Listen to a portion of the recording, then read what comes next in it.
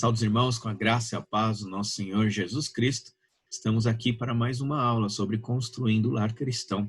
E hoje nós vamos falar de um assunto muito importante, que com certeza é um problema em todos os lares, do qual nós devemos dar sempre especial atenção, que é a comunicação. Vamos então dar início, sem demora, para que possamos aprender com Deus a sua vontade para as nossas vidas e assim transformarmos o nosso lar. Pois bem, estamos aí, construindo um lar cristão, comunicação conjugal.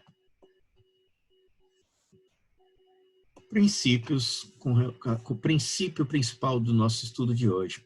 Deus pode revolucionar relacionamentos no lar quando seus membros evitam pecado no falar e permitem que Jesus seja visto por meio deles. Alguns objetivos do nosso estudo de hoje, então, nós vamos ver estabelecer hábitos bíblicos, saudáveis e cristocêntricos de comunicação familiar. Vamos descobrir áreas em que nossa comunicação familiar pode melhorar. Vamos identificar os obstáculos na comunicação conjugal e familiar que minam a obra do Espírito Santo no lar. E vamos seguir as regras de discussão para manter o equilíbrio no lar e evitar brigas que criam distância entre os membros da família. Você já teve algum problema no seu lar? Você já teve problema de comunicação no seu lar? Eu li um livro muito interessante que conta a história da Segunda Guerra Mundial, de como a Inglaterra e os aliados se prepararam para o grande dia D, o dia D, a invasão da praia na Normandia, onde eles precisavam elaborar uma série de questões para que aquilo fosse bem sucedido, para que aquela invasão, para que aquele momento da batalha primordial ali fosse bem sucedido. E então, a forma que eles usaram para fazer isso foi revolucionária na sua época. Por quê? Porque normalmente quando um país pegava o espião dentro do seu governo, dentro um espião inimigo, eles matavam esse espião ou eles mandavam embora esse espião de volta e proibia a entrada do espião no seu país. Quando eles se prepararam, então, para a guerra, eles fizeram algo muito interessante. Em vez de eles mandarem embora o espião ou matar o espião, eles trouxeram o espião para mais próximo ainda deles. Como se eles não soubessem de nada, de que aquele espião era, de fato, um espião. E começaram a entregar mensagens falsas para estes espiões. O esquema era tão bem organizado que toda a campanha onde estava inserido aquele espião, eles também acabavam recebendo a informação falsa, porque tinha que ser muito claro, muito verdadeiro aquilo como um todo, para que o espião comprasse a ideia e levasse essa ideia para a Alemanha, então, se preparar contra os ataques que viriam contra eles. Então, diversos espiões que foram pegos foram mantidos nos seus locais na Inglaterra, e todos esses locais onde tinham espiões, esses espiões, então, eram bombardeados com informações que diziam que a Inglaterra iria tentar um ataque em um outro lugar, em um outro tipo de forma totalmente diferente. E curioso, que era algo que era muito plausível. A Alemanha já esperava um ataque naquele lugar, e os espiões confirmavam, então, aquilo que a inteligência alemã já esperava, de que o ataque viria de tal lugar. Sabia-se que ia acontecer um ataque, só não sabia-se como, quando e onde. E as informações foram justamente de como, quando e onde. E essas informações falsas foi o que possibilitou que as tropas aliadas desembarcassem na Normandia, e então foi a primeira derrota alemã que culminou então no fim da Grande Guerra Mundial. Então podemos ver aí como a importância da comunicação. E acredite, o diabo ele quer minar justamente essa parte na sua vida. É justamente neste ponto em que a falta da comunicação vai trazer diversos problemas, tanto para a edificação do lar, para a união da família e para o crescimento espiritual. E nós vamos ver algumas questões que podem, então, auxiliar a você a ter uma comunicação melhor no seu lar, com a ajuda das Escrituras e a ação do Espírito Santo em suas vidas. Comunicação, então, comunicação saudável no lar. Mateus 12, de 34 a 35, diz o seguinte: raça de víboras, como podeis falar coisas boas sendo maus? Porque a boca fala do que está cheio o coração. O homem bom tira do tesouro bom coisas boas, mas o homem mau do tesouro tira coisas más. Então, o centro da mensagem aí é de onde provém estas coisas boas e estas coisas ruins. Aqui ele está chamando a atenção, né, dessas raças de víbora, como podeis falar coisas boas tendo o coração mau. Por que eles falam coisas boas tendo o coração mau? Porque eles estão usando coisas boas para satisfazer os seus planos maus. E isso acontece, nós conhecemos bastante políticos que falam coisas boas para satisfazer seus planos maus. Então, o coração é importante. Não é importante, não é que não seja importante, mas o ser bom ou ruim que sai das nossas bocas, mas o que há no nosso coração. E às vezes quando a gente vê isso, a gente já começa a pensar, como eu falei, né, no político, direcionando esta acusação para outras pessoas. Mas neste momento, o que nós vamos fazer é falar de comunicação na família. Por isso, devemos olhar para o nosso coração. Seu coração que está assistindo, você, não de quem está do seu lado, não da sua esposa, não dos seus filhos. Sua esposa vai olhar para o coração dela. Você vai olhar para o seu coração. E os seus filhos vão olhar para o coração dos seus filhos, para os seus próprios corações. Então, olhando para o nosso coração, nós vamos iniciar esta aula para aprender a mudar, a transformar o nosso coração. E então, do nosso coração, retirar coisas boas para dar para os outros. Para mudar, então, os nossos hábitos na comunicação, precisamos de um novo coração. Se Jesus não transformar o coração, será podre a nossa conversação. E você percebe, pelo discurso que eu estou dando, de que eu estou levando em consideração que o nosso coração é mau. Então, este é um grande princípio bíblico que nós devemos ter em nossa mente. Todo mundo nasce pecador. Todo mundo nasce pecador.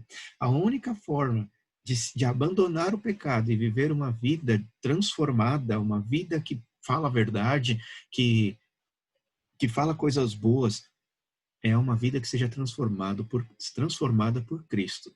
Então, o nosso princípio é: todo mundo nasce mal. A Bíblia diz: não há um justo, nenhum sequer.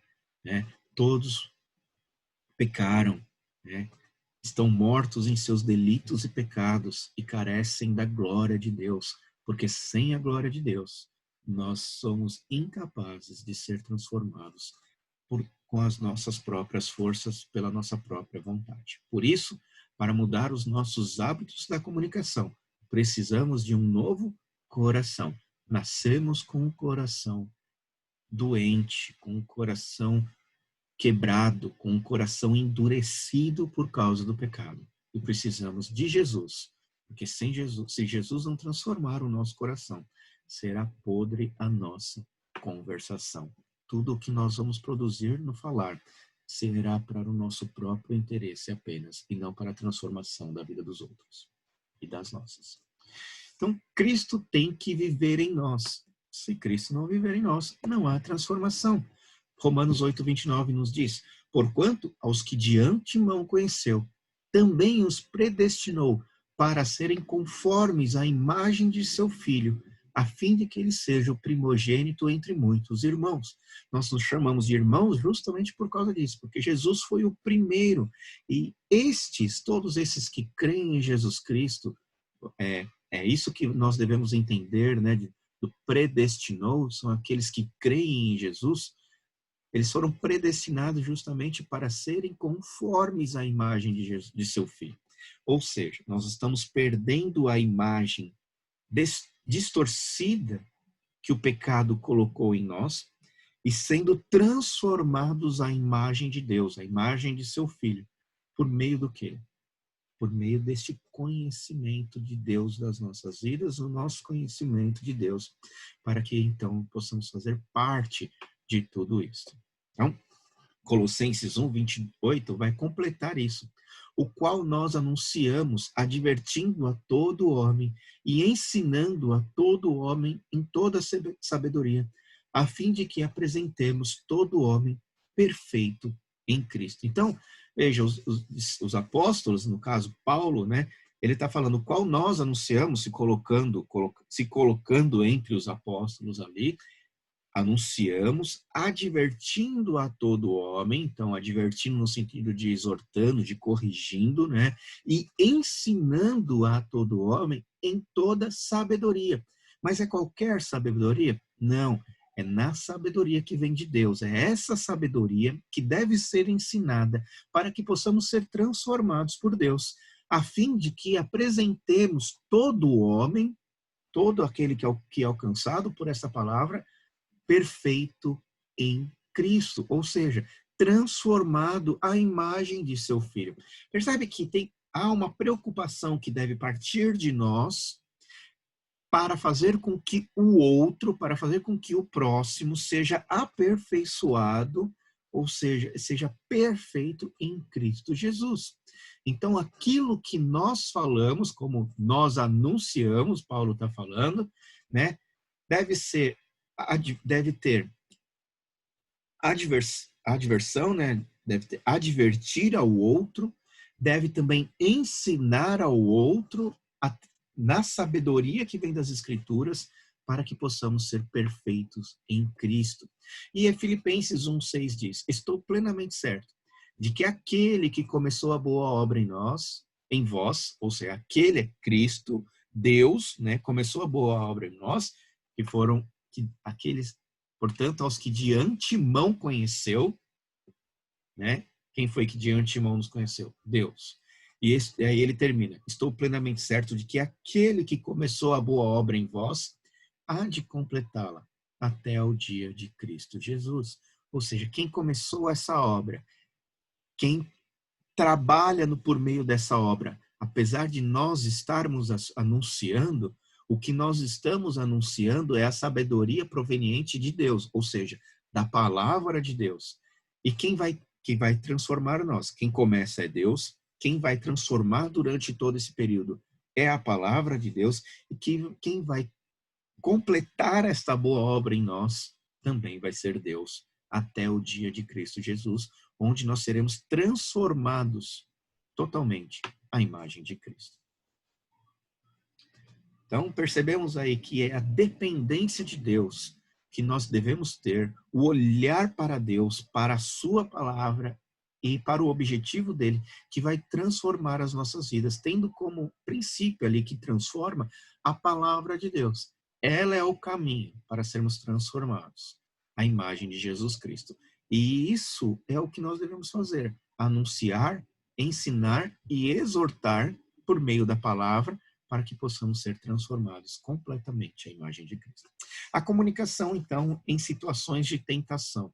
São muitas as situações e nós devemos, então, agora que nós aprendemos, né, as questões, qual é o objetivo da nossa aula, de que nós possamos falar da mesma maneira que Jesus Cristo falava quando ele caminhava com os seus apóstolos ali, quando aquelas pessoas o cercavam, uma grande multidão vinha para ouvir Jesus Cristo. Não que nós vamos falar para acumular, para trazer multidões para nos ouvir, mas nós vamos falar para que haja transformação na vida daqueles que nos ouvem. Mas para isso eu preciso ter um coração transformado por esta mesma palavra que eu vou anunciar. Então, quando, né, que esta comunicação é importante? A comunicação, ela é a chave para que possamos manter unidos toda a família. Então, é por meio dela que nós vamos mudar. Veja, quantas vezes a nossa comunicação falha quando nós estamos atrasados mais uma vez. Nós temos que ir para algum encontro e a esposa, ou o marido, ou as crianças demoram para se arrumar, causam ali todo um problema porque não está pronto no horário que deveria estar para sair. E isso não é a primeira vez, não é a segunda, não é a terceira. É algo constante. Nestes momentos, a nossa comunicação fica de que maneira? Então, veja, há uma tentação neste momento difícil de produzir uma má comunicação. E onde, então, sabendo onde os momentos são difíceis, que eu me preparo para não agir de maneira errada com uma má comunicação. Não retransmitir os recados, né? A pessoa recebeu um telefonema, pediu para avisar e não avisou. Olha, houve uma falha na comunicação. Ou seja, como que as coisas podem funcionar direitinho? Como que as coisas possam funcionar bem se há uma interrupção na comunicação? Detalhes da comunicação não foram transmitidos, então não tem como a gente agir da maneira correta. Como que no caso aqui, alguém vai ligar, o banco ligou, falou com a minha esposa, pediu para que eu retornasse. Era algo muito importante. Um negócio que precisava ser fechado, alguém que estava precisando de alguma coisa, precisando de um mantimento, precisando de dinheiro para comprar remédio e não tem. E minha esposa não me passa esta ligação. Eu não vou conseguir ajudar a pessoa que está precisando, eu não vou conseguir saber o que o gerente do banco está querendo, eu não vou conseguir fechar uma proposta, um negócio, eu não vou conseguir muitas vezes até ir por uma proposta de emprego. Por quê? Porque houve uma brecha na comunicação que atrapalhou. Isso acontece muito. E sabendo disso, nós devemos nos prevenir justamente para que essa brecha não aconteça, né, para que eu não seja a pessoa que deixe de transmitir aquilo que é importante. E se alguém deixar de transmitir, eu também tenho que tomar cuidado para a forma como que eu vou tratar isso, da forma como que eu vou ensinar, na forma como que eu vou advertir a pessoa que criou esse, que não ou que não que criou essa brecha na comunicação. Não comunicar mudanças de planos. Imagina a seguinte situação. Eu saio e normalmente eu volto às 2:30, 3 horas da tarde. Que eu perdi meia hora aí por causa do trânsito de diferentes. Então, 2 horas, 2:30, 3 horas eu estou em casa. Só que no meio do caminho eu parei para pensar e fui para outro lugar e acabei encontrando com amigos e acabei ficando conversando com eles. A hora foi passando. Quando dá 3:30, 4 horas da tarde, a esposa liga. Onde você está? Eu parei aqui para conversar com... Estava todo mundo esperando para algo importante, às vezes esperando para almoçar. Aguentaram até as 2:30 ali para poder almoçar todos juntos. E você está onde? Por quê? Porque mudou os planos e você não avisou. O problema não foi você ter saído e ter encontrado com amigos e conversado. O problema foi o quê? Olha, eu vou dar uma passadinha na casa de fulano, conversar um pouquinho com ele, então não me espere para o almoço, porque eu vou, não sei que horas que eu vou chegar. Resolveu o problema. Não teria discussão, não teria causado transtorno para aqueles que estão esperando, não tinha criado ansiedade no coração daqueles que te esperavam. Tranquilizou, está resolvido, pronto, acabou. O que aconteceu? Uma falha na comunicação. Nestes momentos, a gente muda de planos ali em cima da hora, é tentador a gente, né? Não, é rapidinho ali, não vai demorar, mas pode ser que demore, então ligue, avise. Situações que nós devemos estar atentos. Então, eu sabendo das situações, eu tenho como criar meios para que a comunicação ocorra da maneira mais fluida possível e que haja menos atrito por causa disso. Em Efésios 4:29 diz: não saia da vossa boca nenhuma palavra torpe, e sim unicamente a que for boa para edificação, conforme a necessidade, e assim transmita graça aos que ouvem. Olha só, não saia da vossa boca nenhuma palavra torpe, e sim unicamente a que for boa para edificação. No momento em que as coisas estão difíceis, qual é a palavra que te vem à mente? Como que as coisas acontecem? Então,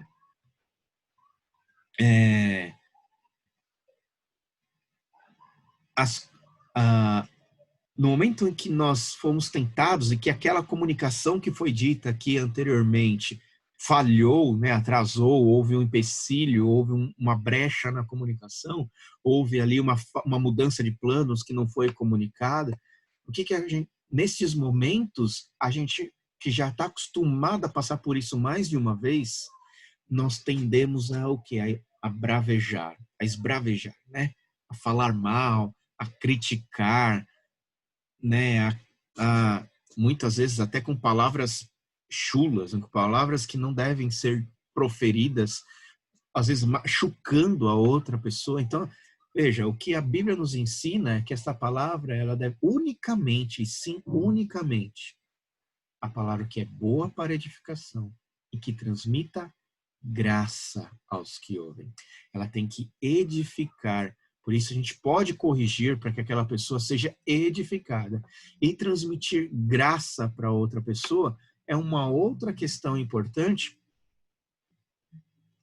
que nós precisamos refletir. Então, uma pergunta aí para que nós reflitamos sobre o assunto. Quais são as situações comuns no lar em que temos de escolher entre palavras torpes ou bondosas, conforme a necessidade e que transmita graça? Aquelas que foram ditas anteriormente. Agora pare e reflita no seu lar. Quais são os momentos em que você fala que você não transmite, que você não fala para a edificação do outro, apesar que tem gente que xinga, briga, né? Agride a outra pessoa achando que com isso está edificando a outra pessoa. Você está diminuindo a outra pessoa, não edificando a outra pessoa, né? E que transmita graça. Para e pensa. É bom você enumerar os momentos em que isso acontece. Eu tratei mal a minha esposa quando nós saímos para fazer compra. Eu tratei mal o meu filho quando ele mais uma vez não fez a lição de casa. Eu tratei, nesses momentos, a minha forma de se comunicar com eles foram erradas. E por que foram erradas? Aí eu vou olhar para o meu coração. E aí, por meio da palavra, eu vou ser instruído. E por meio da palavra, eu vou instruir, eu vou advertir. Temos que escolher as palavras que nós vamos usar. A boa palavra é justamente quando, humanamente falando, o outro merece o contrário.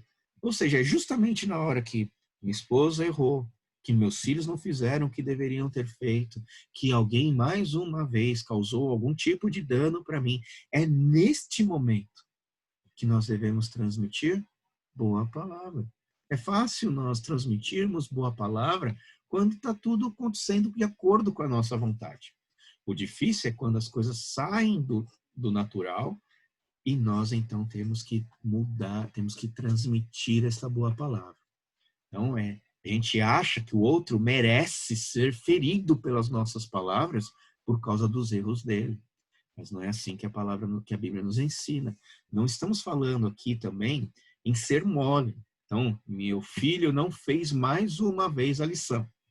Então, eu vou lá e passo a mão na cabeça dele e falo assim, que bonito, não faz mal, você não fez a lição de novo, mas tudo bem, amanhã você muda, né? Parece doçura isso, mas você não está corrigindo, você não está advertindo, você não está chamando atenção para um erro grave.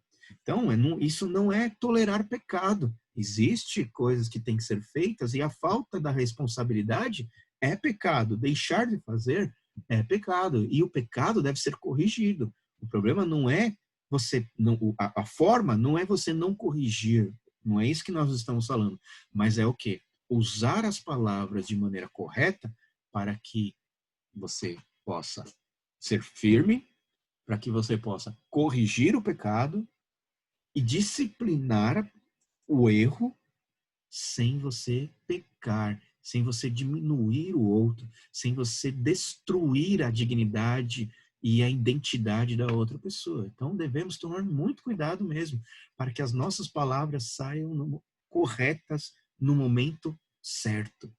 Por isso que o Provérbios nos diz, a resposta branda desvia o furor. Normalmente, o que vai acontecer? A pessoa errou, você chega gritando, você chega já bravejando, né, falando um monte de coisa para aquela pessoa. A tendência natural da pessoa que está sendo agredida é agredir também. Então vira uma gritaria de um lado, uma gritaria do outro lado, você não está resolvendo nada. Agora, quando você chega com brandura, com doçura, com a palavra certa, no momento certo, o que você faz? A pessoa não tem nem como querer reagir ao pecado dela. A única coisa que ela vai fazer é abaixar a cabeça e falar assim, tem razão, você está certo. E é natural no aconselhamento, quando as pessoas vêm para se aconselhar comigo, elas vêm trazendo o problema como se elas estivessem certas e que os problemas ao redor dela estão errados. E ela, normalmente, o aconselhado, ele vem para o aconselhamento para que você concorde com ele de que a outra pessoa está causando um problema na vida dela. E ela quer que você ajude a você com o problema com a outra pessoa. Aí a gente ouve, nós escutamos, entendemos o que está acontecendo. Só que na hora que a gente abre o texto bíblico, é para tratar o coração da pessoa que está na nossa frente. Não é para tratar o outro. Então, com calma, com tranquilidade, mansidão, com brandura, a palavra de Deus vai expondo o problema para outra pessoa. Aí chega num determinado momento que ela fala assim, eu acho que quem tem que mudar sou eu. Apesar do pecado do outro, tem muita coisa que eu preciso mudar. E aí, então, começa o aconselhamento de verdade. É assim, a resposta branda desvia o furor. Quando você mostra o erro com firmeza, advertindo e demonstrando os problemas da forma que a pessoa está pensando, e ela percebe que você está querendo ajudar ela, em vez de querer difamar, destruir, ela naturalmente ela baixa a cabeça e se sujeita a poder ser transformada pela palavra de Deus com a sua ajuda. Percebe? Temos que escolher bem as palavras que nós vamos dizer, porque a palavra dura, ela vai suscitar ira na outra pessoa.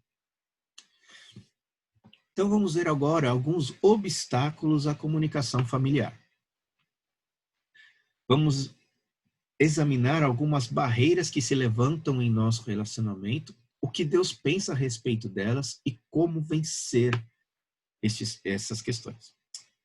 Comunicação superficial é aquela comunicação em que não transmite a informação correta, é algo jogado, é algo... esses dias minha esposa chegou cansada, ela foi fazer um trabalho no hospital de capelania e o hospital está um horror, está terrível o hospital nesse período de pandemia, todo mundo com medo, pânico, tomando conta geral das pessoas.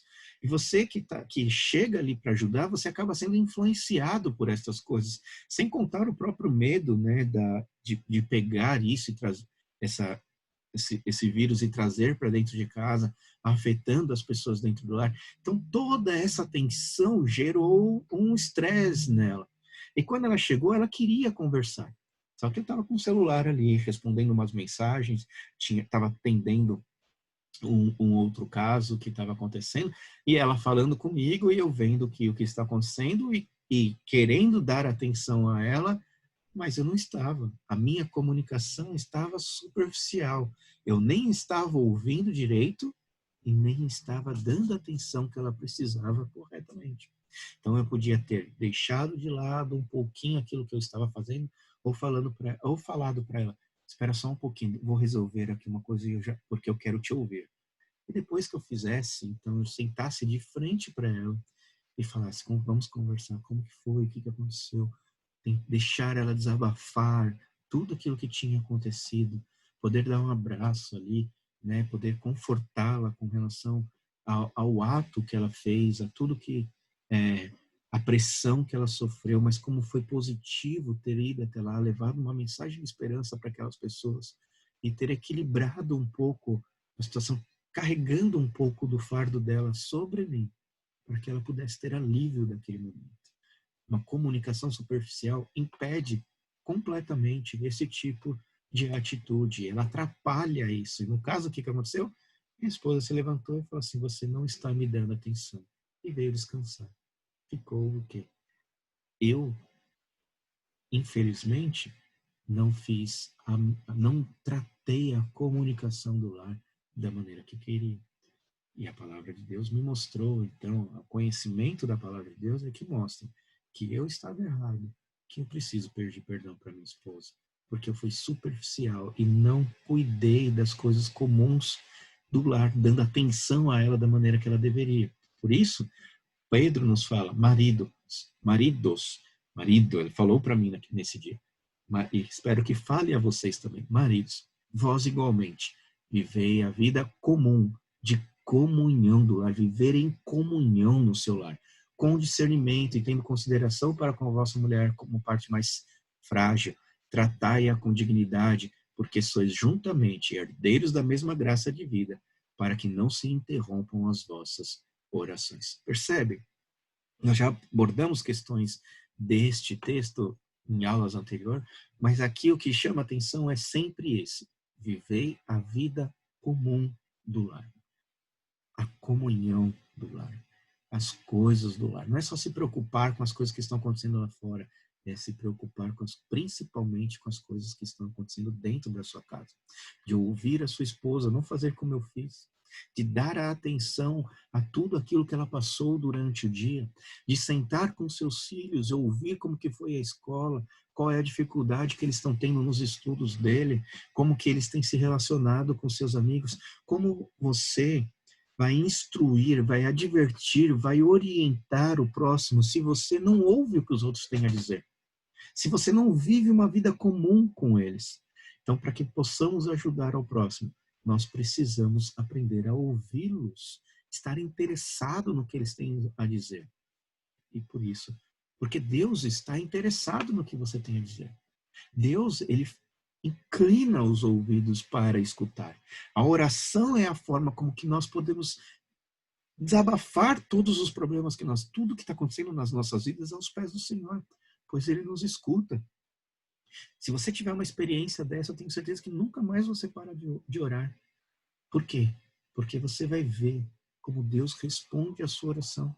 Eu tenho lá eu uso um programa e eu tenho uma lista de orações das quais eu tenho que eu faço, que eu divido durante a semana por temas, por assuntos e pessoas. Então eu coloco ali, de segunda-feira é um grupo, são pessoas diferentes, são problemas diferentes, são questões diferentes. Eu oro pela nação na segunda-feira, oro pelos missionários na terça-feira, oro.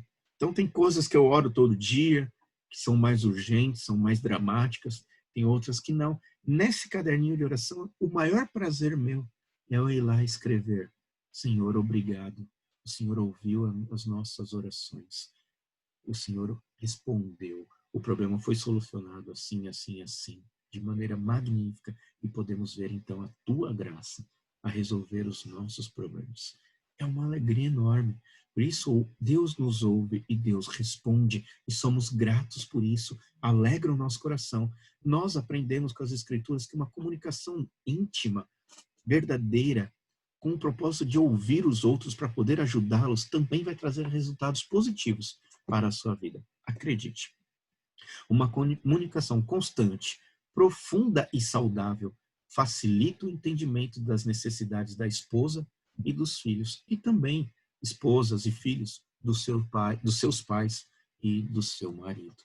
Uma comunicação constante, profunda e saudável facilita a vida de toda a família. Ira não resolvida. Isso, né?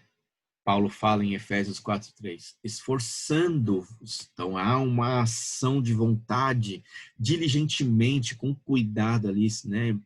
Dando atenção por preservar a unidade no espírito.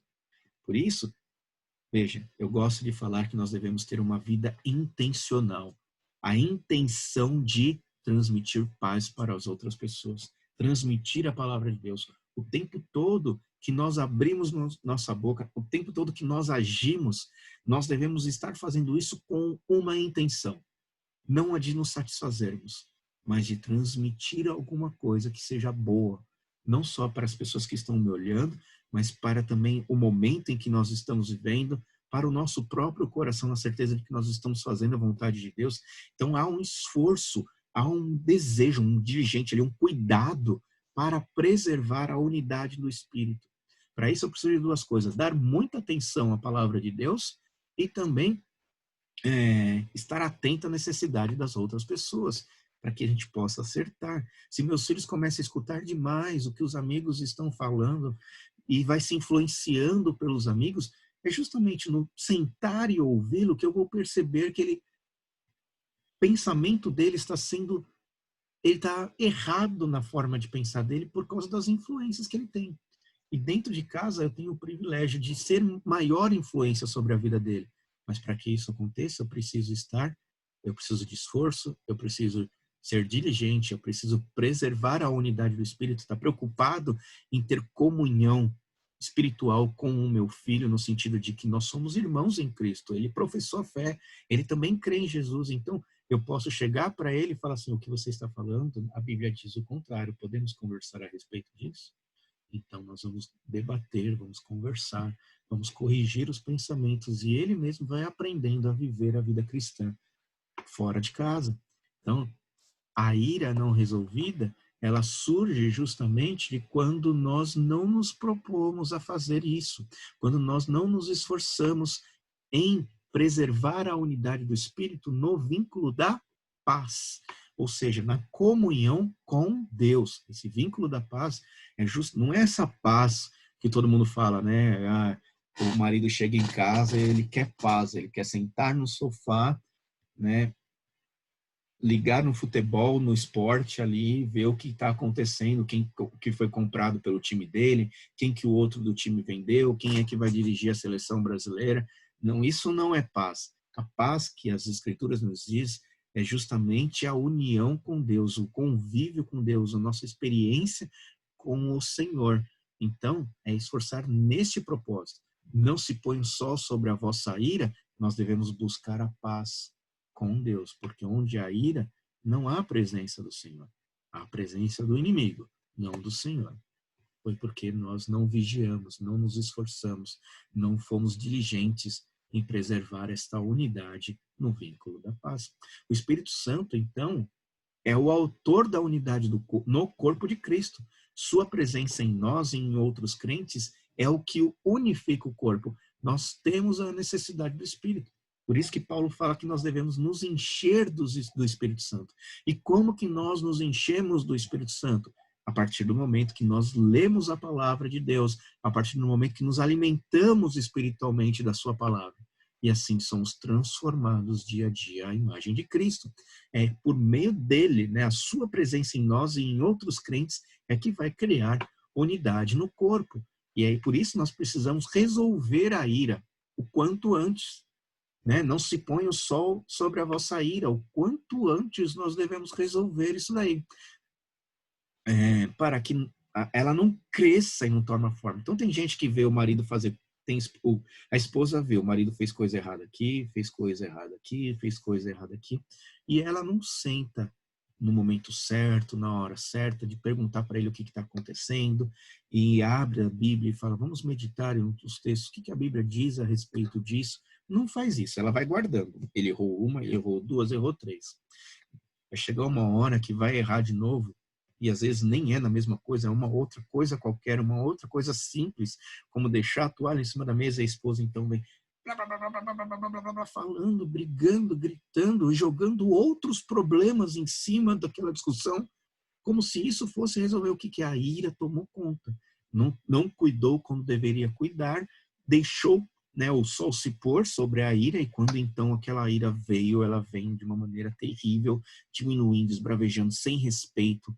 E assim a gente faz com os filhos também, então devemos tomar cuidado com a ira não resolvida, coisas que ficaram sem resolver.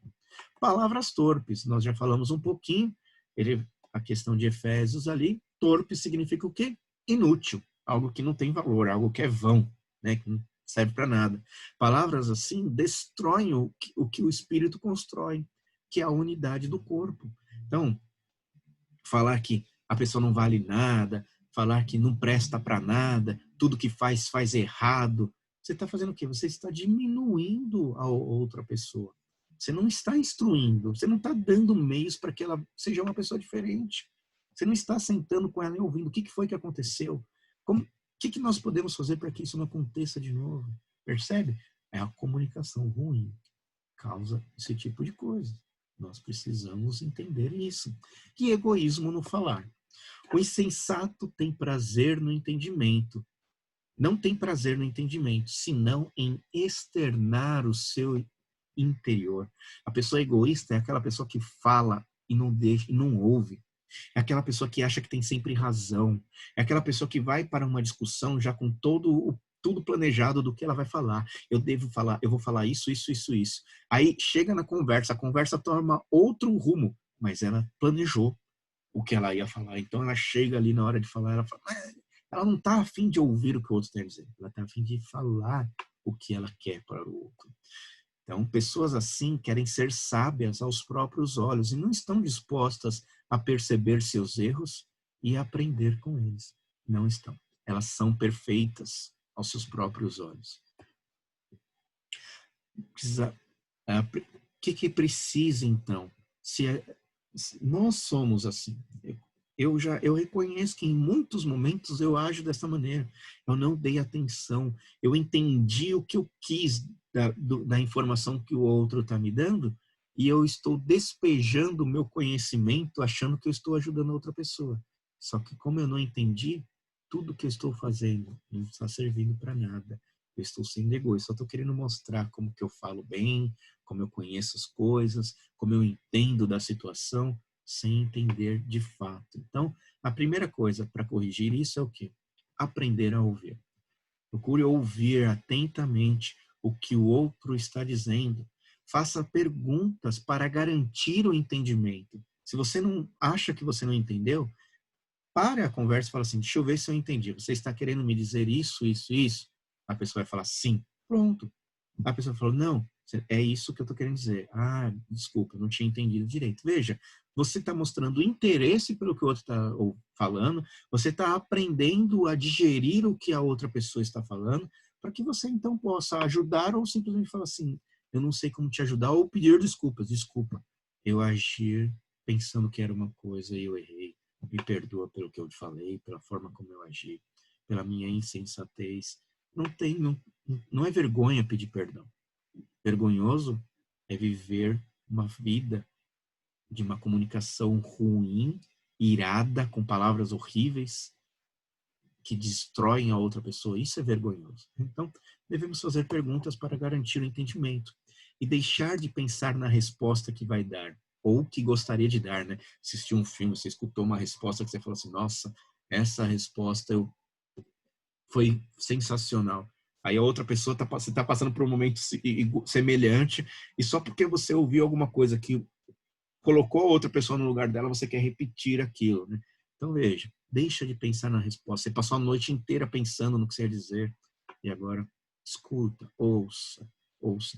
Administre este exercício de você parar para ouvir, fazer perguntas e tentar, por meio do que você está ouvindo e as respostas que estão sendo dadas, você então pensar da melhor maneira para então responder ao próximo. Assim você mostra que você está interessado, que você não é um egoísta.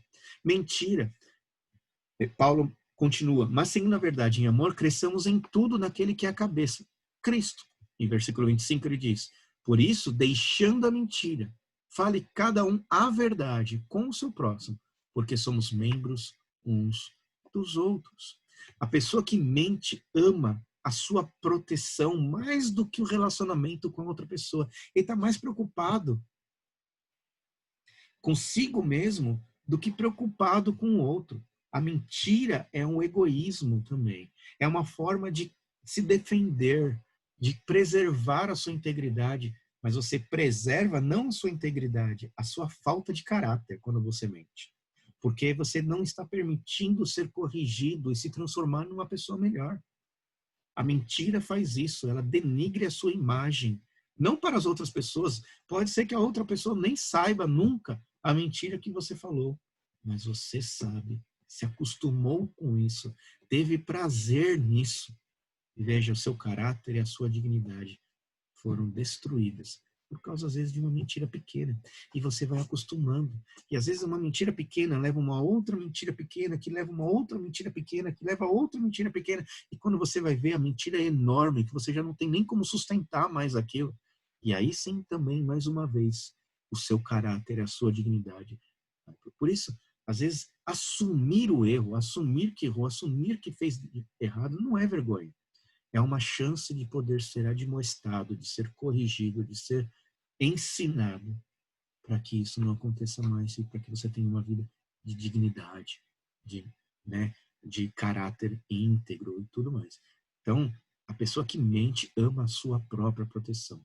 Ela usa máscara para fingir ser o que não é e assim evita a verdadeira intimidade com as outras pessoas. Ninguém se sente à vontade nem de chegar para você para falar. Por quê? Porque as pessoas, você se impõe sobre elas e isso é muito ruim. Uma boa pergunta aqui. Então, né, quando a gente fala assim dessa mentira, toda vez que nós falamos a respeito de mentira, vem alguém e pergunta: existem ocasiões em que seria melhor não contar toda a verdade para um cônjuge por causa do amor? Existem matérias interessantes com relação à verdade e à mentira, e a maioria dessas matérias psicológicas, elas acabam dizendo que a verdade é um mal necessário para a humanidade. A Bíblia não diz isso. A Bíblia diz que a verdade traz a oportunidade da gente mudar. A psicologia diz isso porque ela olha para a questão de que no momento em que a pessoa mente, no momento em que alguma coisa é dita que pode fazer mal para o outro, vai criar um mal-estar entre elas. Isso é verdade, cria-se um mal-estar, mas no convívio cristão, no convívio do amor de Deus, no convívio de irmandade, de comunhão, quando nós falamos a verdade para o outro, há uma exortação, há uma compreensão. Justamente o fato de sabermos que nós nascemos no pecado, que o nosso coração ali é defeituoso, que ele está doente e endurecido por causa do pecado, faz com que isso não seja novidade para nós. E nós, ao percebermos a sinceridade do coração e a verdade exposta a nós, fica muito mais fácil de poder tratar. É muito mais fácil tratar um marido que traiu e veio e falou assim: eu não consigo viver com a mentira, eu traí, e falar e ver o arrependimento sincero nos olhos dele, no coração dele, do que aquele marido que foi pego em flagrante e agora ele fala assim: me perdoa porque eu errei. Por que que isso acontece? Porque justamente ele só está se defendendo de algo que foi pego e não daquele que falou a verdade. Ele foi pego na mentira e agora ele precisa mostrar a sua piedade ali, seu arrependimento. Agora o outro não. É a verdade que fez com que ele se arrependesse. É a verdade que fez com que ele se entregasse. É a verdade que fez com que ele confessasse. A chance de você chegar naquela pessoa e restaurar a vida dela, restaurar o casamento, restaurar em várias questões, é justamente o fato de ter dito a verdade. Então, se meu filho faz alguma coisa de errado, ele vem para mim: pai, errei, é muito mais fácil de instruir ele do que se ele vai se acostumando a criar mentiras, contar mentiras, do que instruir meu filho no momento em que ele então se coloca como vítima de alguma coisa, do que aquele que reconhece que errou, sabe que ultrapassou uma linha que não deveria ter ultrapassado. Então, é, nunca é aconselhável mentir ou enganar o seu cônjuge. Às vezes, nós podemos retardar isso, esperar o momento certo para falar a verdade, esperar ter palavras certas para falar a verdade, mas nunca deixar de falar a verdade. A verdade não é uma coisa também que deve ser dita de qualquer maneira. A pessoa que vai ouvir a verdade, ela tem que estar preparada para ouvir a verdade. Então, nunca é aconselhável mentir ou enganar seu cônjuge. Essa é uma das dicas mais importantes que nós devemos levar para a comunicação. A verdade nos liberta de todo o mal.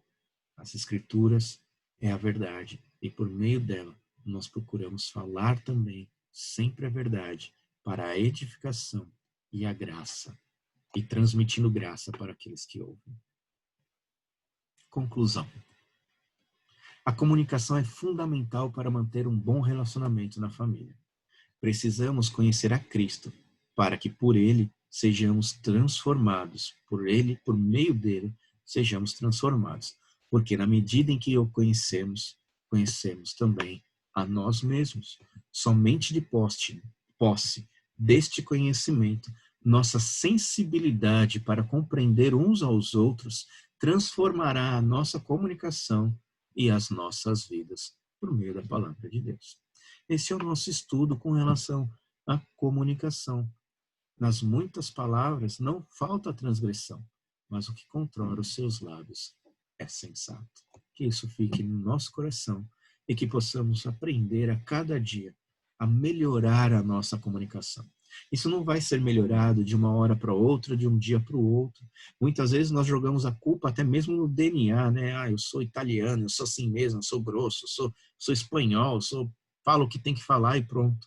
Não, não é assim. Nós nascemos novamente.